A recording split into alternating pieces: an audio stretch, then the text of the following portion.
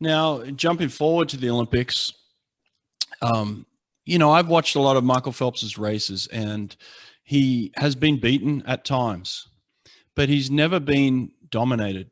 Uh, Unlike the way I felt like you dominated him in that race. I mean, you didn't beat Michael Phelps. You beat the whole field, including Michael Phelps. But I mean, you won that race by half a body length. It was a complete and utter domination from start to finish. And I was talking to Sergio again. He said that he was lucky that you invited him to be part of the Olympic team with Eddie. So you also asked him to walk to the ready room with you and Eddie at that point in time. So you had two coaches walking to the ready room with you. And I know that was a very special moment for Sergio, but he said that, he was very nervous, obviously. And you looked at him and you said, "Don't worry, I got this." So Hmm. in terms of like having that type of confidence against this childhood hero and then going out and this is not a slight on Michael, but dominating the race by winning in the fashion that you won. How were you Hmm. able to do that?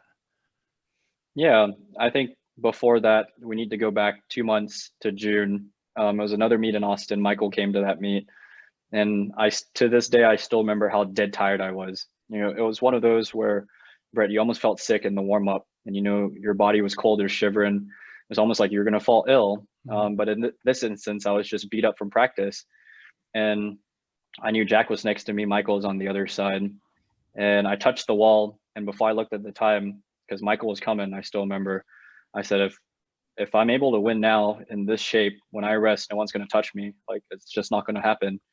So to answer your question, moving forward to Rio, taking you through prelims, semis. Prelims, I was next to Michael. It was an easy race, just to qualify top 16. Semis, put a little more juice in, but I still knew I had more left in the tank. I still knew I had some left. So going to finals, I'm first. Now all I need to do is just go a bit faster, and you probably win. I knew that I had way more in the tank than anyone in the field, given the event lineup and also the position, my body, my mind, everything was just clicking at that meet. So the hardest part about that race, weirdly enough, was the bus ride over.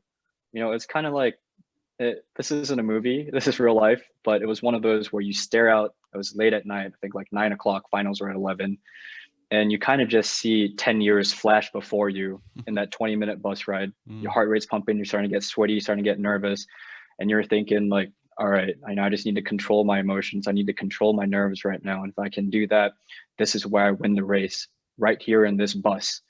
And I knew once I could do that, calm myself down, step out of the bus, everything else was blank.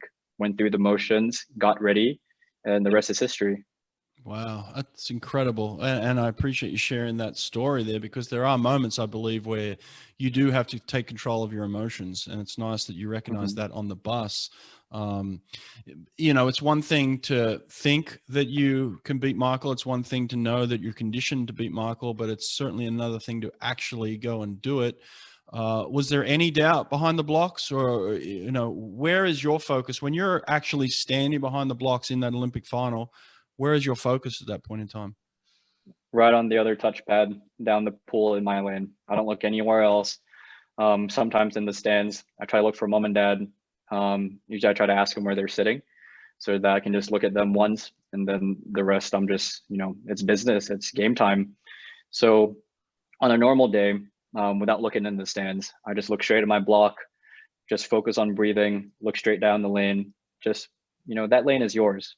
It's yours to own, it's yours to defend, it's yours to protect, it's yours to dominate. And everything else doesn't matter, man. It's you and your lane. So that's all I think about. And that's all really anyone should focus on. Not how I look, not, my black cap looks cool at night, or no, none of that. You're here to win. You're here to dominate. You're here to do your job. And after you win, everything looks good on you, right?